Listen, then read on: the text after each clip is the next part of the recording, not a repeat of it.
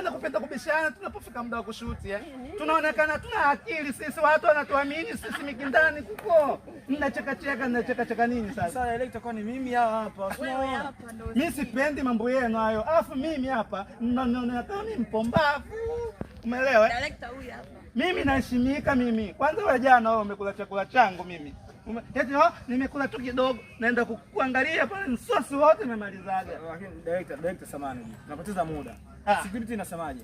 Script inasemaje? Wewe huyu unajifanya mtoto wako huyu hapa huyu Sasa director, kweli mimi naweza kaza mtoto kama huyu? Sikiliza bwana, nisikilize mimi bwana. Wewe nisikilize mimi. Sasa ni msikilizaji hata wewe unakuja kaka yako. Huyu mtoto wa kaka yako. Sasa ndio maana nakwambia huyu mtoto wa kaka yako. Huyu si shangazi yako. Huyu ni shangazi lako. Umeelewa? Au jaba tunaita siku hizi. Unaenda huyu sasa ndo namwambia nimemleta mtoto anatakiwa aende shule. Kwa hiyo hapa inatakiwa pesa. Uwe anakupa pesa sasa. Ile pesa kikupa unaenda kulumbua. Ngapi ananipa? Sasa unaniuliza mimi tena.